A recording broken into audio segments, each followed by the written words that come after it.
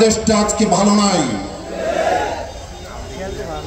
একদিকে মায়ানমারের সমস্যা আমাদের ঘাড়ের উপরে নিঃশ্বাস ফেলছে, অপরদিকে আগ্রাসী ভারত বাংলাদেশের স্বাধীনতার সার্বভৌমত্বকে কেড়ে নেবার চক্রান্ত করছে।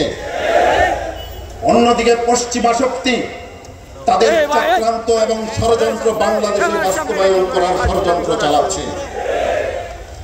এই অবস্থা দেশের মানুষ কোথায় এগুলোর মোকাবেলা করবে? কিন্তু না, দেশের মানুষকে মোকাবেলা করতে হচ্ছে চাঁদাবাজির, দেশের মানুষকে মোকাবেলা করতে হচ্ছে দখলবাজির, দেশের মানুষকে মোকাবেলা করতে হচ্ছে সন্ত্রাসের, দেশের মানুষকে মোকাবেলা করতে হচ্ছে নানা রকম শয়তানি। এই অবস্থায় আর কতদিন আমরা চলব? বিগত 54 বছর এদেশের মানুষ একটু মুক্তির আশায় বারবার সরকারের পরিবর্তন ঘটিয়েছে, কিন্তু মুক্তি আসে নাই।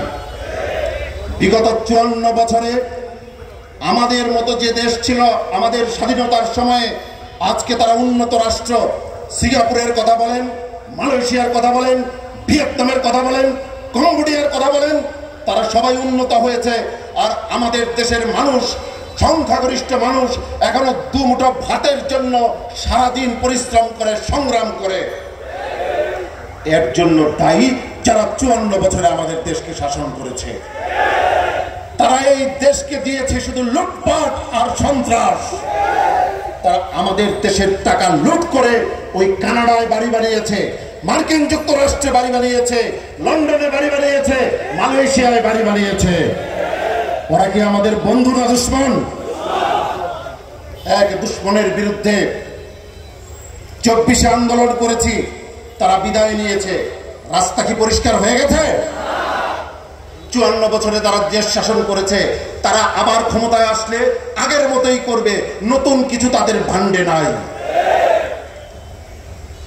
এখন দরকার ইসলামের সরকার, ইসলামী হুকুমত যদি আমরা প্রতিষ্ঠা করতে পারি, এদেশের শ্রমিক মুক্তি পাবে, এদেশের ব্যবসায়ী মুক্তি পাবে, এদেশের সাধারণ মানুষ মুক্তি পাবে, জেনজির স্বপ্ন পূরণ হবে ইনশাআল্লাহ।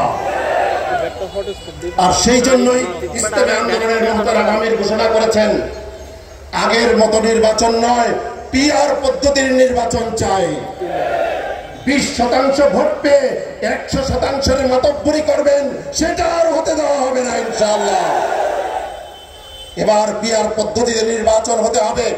পিআর পদ্ধতিতে নির্বাচন হলে রাস্তায় সংঘাত কমবে, জোর করে ভোট নেওয়া কমবে, কালো টাকার দৌরাত্ম্য কমবে। আমি আপনাদের একটা প্রশ্ন করতে চাই, আপনারা কি সংসদে ইয়াবা ব্যবসায়ীকে দেখতে চান? আপনারা কি ওই সংসদে কালো টাকার মালিককে দেখতে চান? আপনারা কি ওই সংসদে অস্ত্রবাজি যে করে তাকে দেখতে চান? তাহলে আগের নির্বাচন পদ্ধতিতে আর নির্বাচন চলবে না, পিআর বাস্তবায়ন করতে হবে ইনশাআল্লাহ। এই কথা শুনে অনেকের ঘুম হারাম হয়ে গেছে, অনেকের ঘুম হারাম হয়ে গেছে। তারা বুঝতে পারছে জনগণ এখন কিন্তু আর আগের ঘোল খাবে না, নতুন দিনের স্বপ্ন দেখা মানুষ শুরু করেছে।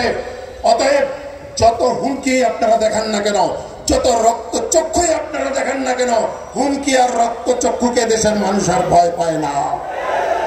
ইসলামী আন্দোলন বাংলাদেশ আগামী দিনে ইসলামী হুকুমত প্রতিষ্ঠার জন্য আপনাকে সাথে নিয়ে আন্দোলন করবে ইনশাআল্লাহ। সেই প্রত্যয় ব্যক্ত করে আজকের মতো এখানে